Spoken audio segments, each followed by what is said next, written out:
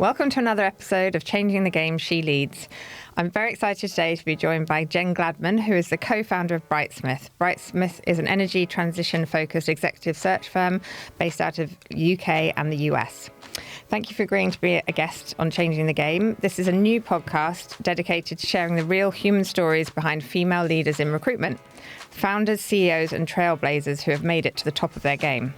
Our goal is to explore not just your professional journey, but the personal resilience, values and mindset that it takes to succeed. We want to inspire the next generation of female leaders by showing what's possible and what is real. So Jen, thank you for joining me today. Excited to have you here. Thank you for inviting me. And also thank you for doing the podcast, because there hasn't been a similar podcast in this space and I think it is very needed. Oh, thank you. Well, yeah, it's been really amazing experience just to hear everybody's journeys. And as we say, could you just start by telling our listeners a little bit about you, how you got into recruitment and your journey so far? Absolutely. So as you said, I'm Jen. I'm one of 3 co-founders of Brightsmith. And outside of work, I'm also a mum. I have 2 very young children, so ever juggling home life and work life.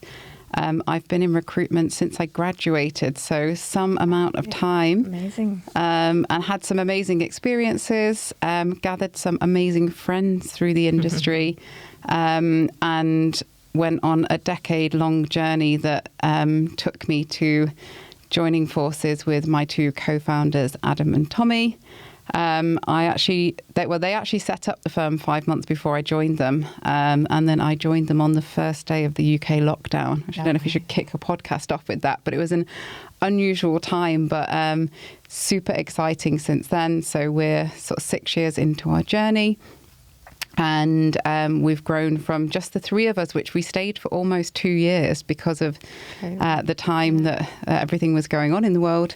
So we hired our first employee back at the sort of back end of 2021. And we're now just approaching 40 people. We should be 40 people in the next few weeks, I think. Incredible. And just before we go on to Brightsmith, and what was the moment where you decided, actually, I want to go and run my own business?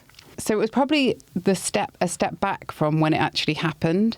I actually saw a career coach, and for anyone that hasn't done that, I highly recommend it. Okay.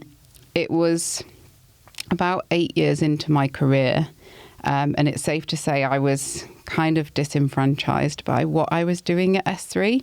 I have a lot to thank S3 for, but I'd reached the point that I knew the next step of the ladder wasn't for me. So I took a bit of a step back. By a step back, I took a 6-month sabbatical. Okay. And during, or just before I went on that, actually saw a career coach, which was super, super helpful. And she made me dig deep, much deeper than I expected with seeing a career coach. I think it was probably more therapy and less career coaching. But to look at what was important to me as a person. What would I be proud to be doing?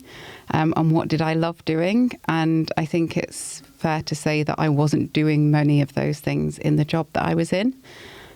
So I took the sabbatical, came back, and at the time S3 was backing a number of ventures, and I ran the UK division of one of those ventures, which was a tech platform. And actually that lost funding after 18 months, but it answered all of the questions that I'd been asking on, do I want to run something for myself? Do I want to start something? And do I want to build a team? And the answer was yes to all of those. So when that finished, I did what was natural to me and got on the plane again, went traveling for another quick stint, and then came back. And I would say it was kind of fate that Tommy and Adam had just started the business, were looking for a third co-founder. And I didn't know what I was looking for, but when I went to meet them, it was quite obvious that there was a very natural fit. We had all worked together, be it briefly in the past, and shared kind of true goals, values, morals, all of the things that were very important to me and business partners. And that's kind of how we ended up where we were. Amazing. And when you were speaking to that career coach, were there any sort of qualities that you think you had that made you confident to go and do your own thing? It taught me that I am an entrepreneur at heart, that I love innovating, I love building, I actually love supporting people in building their careers, not necessarily from day one, but whatever point they join the business, and being able to shape people into roles as well as kind of defining the business by those people. So yeah, creating something from scratch, sort of looking at things from what's the long-term vision and how do we get there, and then bringing a team around us to make that possible. Amazing. And that's sort of, you mentioned leadership, and what is your sort of leadership style in the business? I always find this such a difficult question to answer. I think something I talk about frequently is leading authentically. And I think it actually took me quite a while to do that. My journey into recruitment was one that many people in the industry have had, of starting out their career as a rookie at S3. I'd love to know how many people that is, but I'd say the stat's quite high. Yeah. And my journey into leadership was one of, we think you're ready to lead people, do it this way. And all of those things felt extremely unnatural and wrong to me, and didn't align with my character and the way that I talk to people and the way that I try to understand things. So I would say I've kind of created my own style. I'm not sure I have the exact name for it, and there probably is one if you read the right leadership books. But it's one of coaching people, supporting people, trying to understand what people's strengths are, but also what they fundamentally enjoy, because I believe one without the other doesn't make somebody happy and successful. And then working with them on how do they get to to achieve their goals, through taking part in the right activities, but also coaching them with the things that are their strengths, their things that they lean to, and really working to improve on those points. So one of leading through positivity. I really believe in people being accountable for their own success, but supporting them with it. And also, I am still a firm believer that you need to lead from the front and be a role model for the people around you. Absolutely. And you mentioned previously, sort of in your previous career, you were sort of maybe pressured a little bit to lead like a man. I think that was a phrase that has come out. How did you sort of counteract that? How did you sort of... So, yeah, it's always a tricky topic, and I probably that was probably putting it in fewer words than it deserves. But I think I've only ever worked for a man, so that's probably one of the things that I've actually never been fortunate enough to have a female role model and leader. I'd say I've had role models, but very indirectly in kind of other areas of businesses. And I think, like, to give these people credit, the world I joined was very much a man's world at that time. And that just is what it was. You can't go back and change things. I joined an office of over 100 people. There's probably 5 or 6 women in it. And the pyramid above me was predominantly men. So people were giving me a playbook that had worked. And, it had worked for those people who were sat above me. And that was a leadership style that I felt was kind of leaning on qualities not just of a man, but of a man in a commercial world, which often are like very strong qualities. And I would say for anyone that knows me, it's not that I don't have a strong character. I have a relatively strong character. And I also grew up in a house of men and boys. I have no female siblings, and, my kind of cousins are all male. So it was a world that I was kind of used to and comfortable with, but probably not one I'd ever sat and thought about, what does it mean to me to be a leader? In all honesty, I was probably far too immature to even think about those things at that moment in time. But as I started to kind of have a team and do things in a way that was the suggested way, it felt very inauthentic. I really struggled to build trust and relationships with people on more than a surface level, because I wasn't trying to. No. And then I think when I took stock of actually what was important to me in building a team, those things were far more important than some of the things that had perhaps been suggested. Just jumping back to Brightsmith and how you've scaled the business. You've now 40 people across 2 continents. It's very impressive. How have you hired people in terms of, have you intentionally made sure that there's a gender balance within the business, and what does that mean to you? Yes, in short. So we are gender balanced by design. One of the things actually prior to me agreeing to join Tommy and Adam was making sure we were aligned on those things, and we absolutely are. I'm always feel very proud that when it comes to any decisions around diversity, we are always aligned. Great. And I think we all hold a fundamental belief that a strong leadership team is a balanced leadership team, that diversity of thought is extremely important, and having different perspectives in the room, and also making sure that we're set up as a business for those people to succeed. And that looks a bit different for everyone, and so should it. Is there anything specific you've sort of created within the business to support people? So one of our values is authenticity, and it really does run through the heart of what we do. We've set the environment up to be extremely inclusive.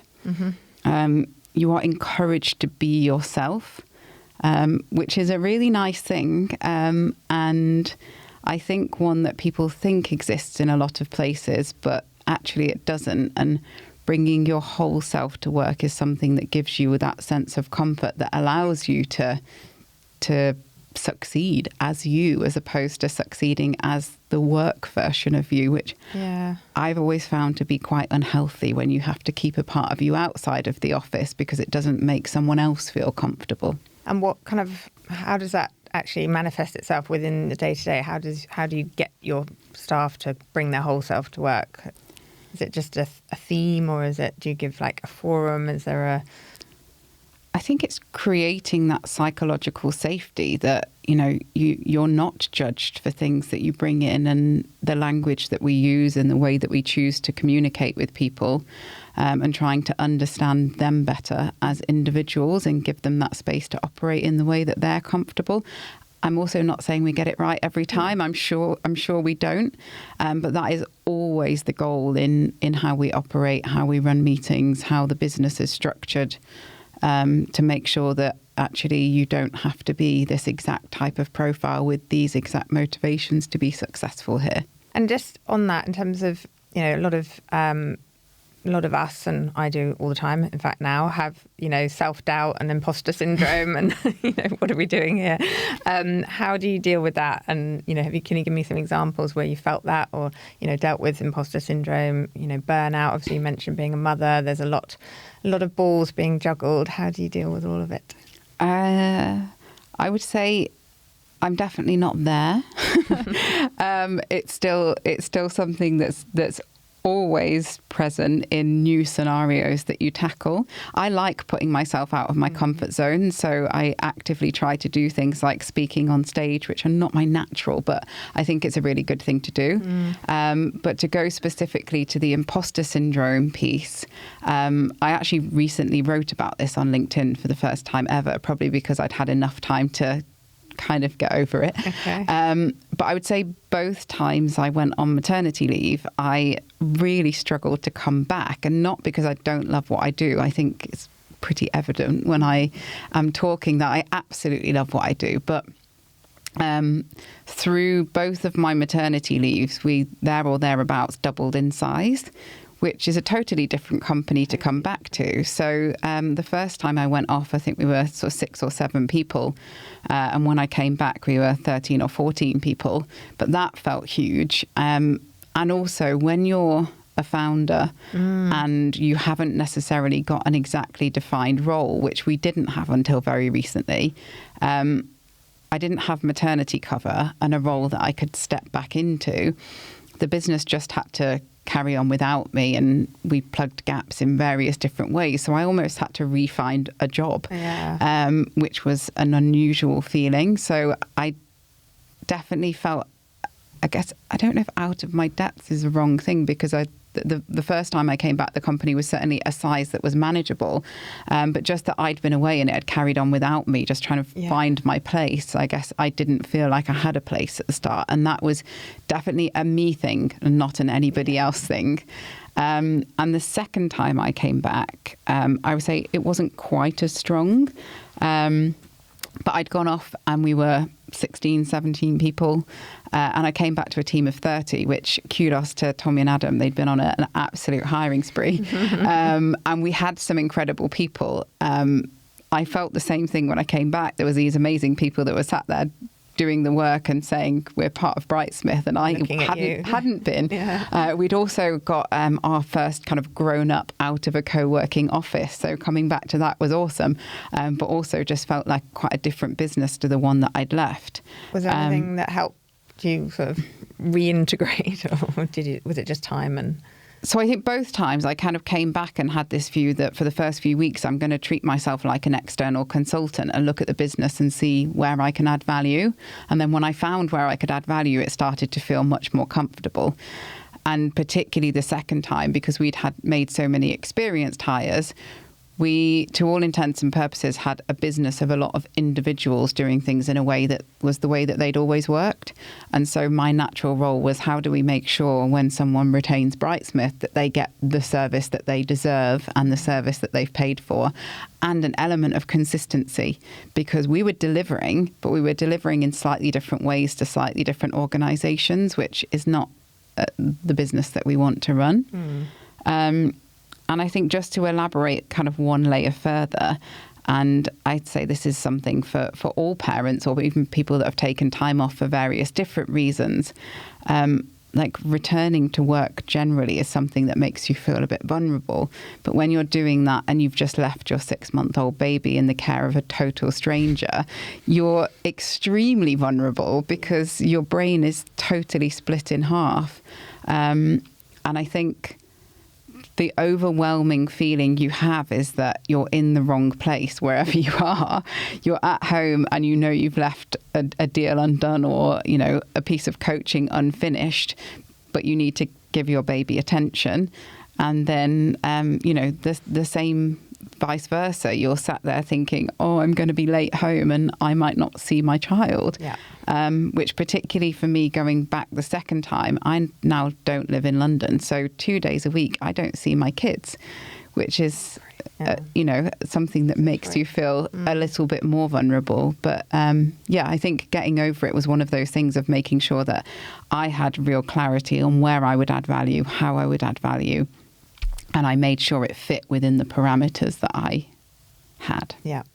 Yeah, I think I totally can relate to that, just in terms of you end up sort of not doing that mother job brilliantly because you've got one eye over here and then you're at work, but you're always thinking about the home life. And it's just, getting that balance is, I don't know anyone that's actually, if they're honest with themselves, got it right.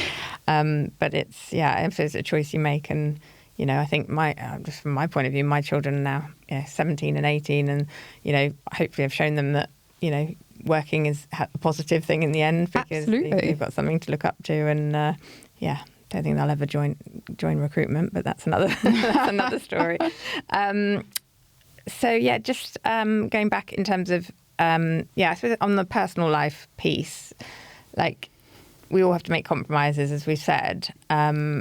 Is there any advice you could give to, you know, new mothers who are thinking about returning to work in terms of how to make those compromises and how to juggle? Is there any advice that you would pass on to somebody having done it twice? Yeah, I don't know if I'm qualified to give the advice, but I think the most important thing is to trust your own instincts, because this looks totally different for everybody, and so should it. And also try to block out a bit of the noise. I found it very frustrating when I came back to work, the amount of people that asked me where my child was. You know, oh, who's looking after them?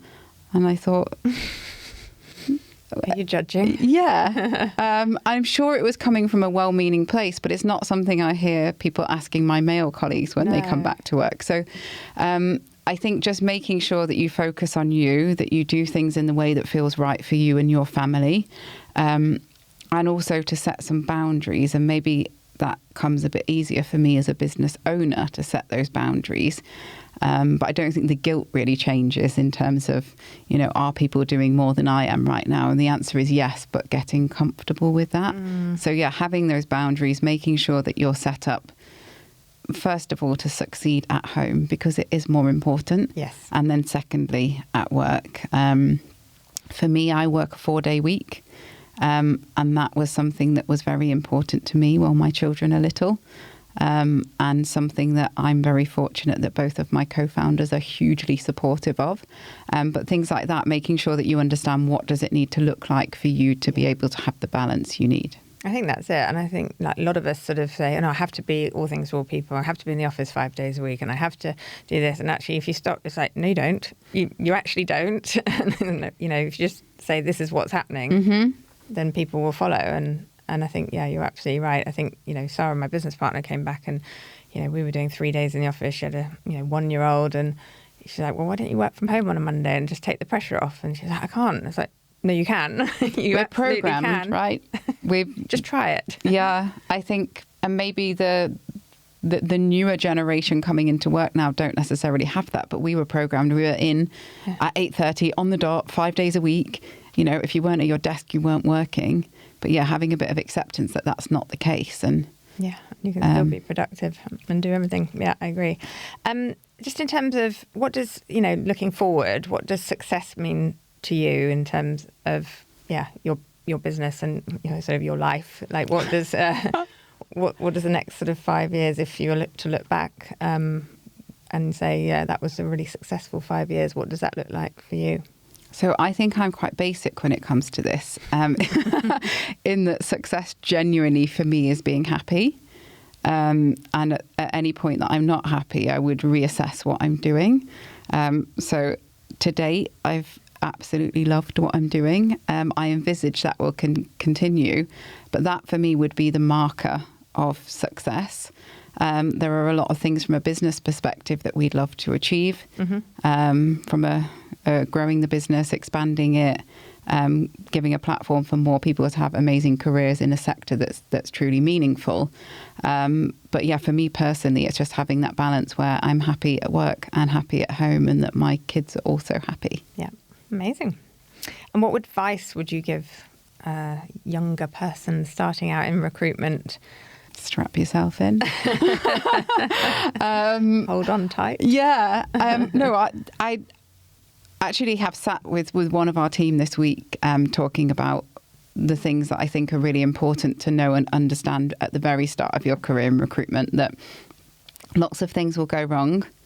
Sometimes you think it's not your fault, but sometimes it will be at the start, but you just don't know it yet because everybody starts from a place of not knowing. So just making sure that you look at everything from a bigger picture perspective, that you're always trying to learn, and that you really do create your own success in this game. And if I look at the constant between high performers that I've worked with in all businesses, including Brightsmith, they all create their own success. And I think that's, not waiting for someone else to present something to you. You have to go out there and grab it. Absolutely. Yeah, I think, we obviously recruit recruiters, and we've seen a lot of from graduate upwards. And I think the most successful people also have that curiosity and inquisitiveness, and they just want to ask questions all the time. And it's always, can I learn more? Can I learn more? And they're kind of trying to develop themselves, rather than, like you say, like, what are you going to give me? That absolutely. And that's probably one of the main qualities that I look for in interviews, is people who are curious and interested in learning and developing themselves. And I don't just look at that in terms of academics or work, but in all aspects of their life. Are you interesting? Have you sort of gone out of your way to develop yourself as a person, and not necessarily from just going back to our earlier conversations, therapy or coaching, but just, I love interviewing people and they tell you about marathons that they've run, or, we have someone in our team who'll love me plugging this, that cycled halfway across the world, or, they've done really challenging things that have put them out of their comfort zone. And I think, curious about the world, about education, about, sport, psychology, whatever that might be. But I think those people are the people that learn about the sector, they get passionate about it, they really go the extra mile. It's not just a job to them. They start to become really fascinated by what they do. It was interesting. Yesterday I was talking to a CEO of a 300-person business, recruitment business, and we were talking about graduates and how they've changed over the last sort of few years with ChatGPT and everything. And he's like, I don't want the people that are just putting stuff into ChatGPT and sending out buzzwords. I want the interesting people, because in the future, a lot of what we do is going to be automated. But the people that are going to win are the people that can engage on a personal level with CEOs, with clients, with, founders, and have that interest, they're interesting and they're interested. Yeah. And he was like, that's what I look for in a graduate when I'm hiring them, not the person that's been a whiz and done all their, research on ChatGPT. It's like, that's going to be a given when we're, in 3 or 4 years' time. So, yeah. Totally. And actually, I don't know how much you think about this, but my kids are really little. So even the concept of what will they do when they grow up and what are the skills that are important for me to teach them. And that would be my number one, like communication, listening, being curious, asking questions. Because, a lot of the other skills are subject to change. Absolutely. And just in terms of, again, the future, what is the legacy or impact that you want to leave in your company or the recruitment industry in general? Well, I think the recruitment industry is one I've never considered. But in my company, I think one of the things that I would like to leave as a legacy when perhaps I'm not there anymore would be the piece that we touched on diversity, equity and inclusion, having a balanced business. It's quite rare in recruitment. And, I also am not blind to the fact that we've managed to hire some amazing female leaders because I am a co-founder. And I don't say that from a position of arrogance. I say it from a position of them sharing that with me. But I think it is a factor of being understood and heard and having a role model, but also someone perhaps that is a bit more closely aligned to your perspective. Yeah. So I hope that carries on at all levels in the business and all aspects of diversity. I think this podcast is gender focused, so we've landed on gender, but making sure that the business is a place for everybody to succeed. Amazing. It's a separate question, do you have a mentor or a coach still? I actually don't at the moment, although this conversation is making me think I should go back to that coach. She was awesome. Yeah. I mean, a lot of people on the podcast have said it's quite a good thing for, I think, and another thing for, especially for women in this industry, I think there's a lot of male networking groups, a lot of male sort of dominated networking groups, I would say, and, golf days and lots of things like that people go to, but I feel that there's not that many for women. So I think finding like a peer group at whatever level you are in the industry is it's going to really help you, because it's a very stressful job. And there's a lot of people going through the same thing that you might be going through in a different company that might have something that they can share with you. And so just trying to find that cohort is quite a challenge for younger people coming through.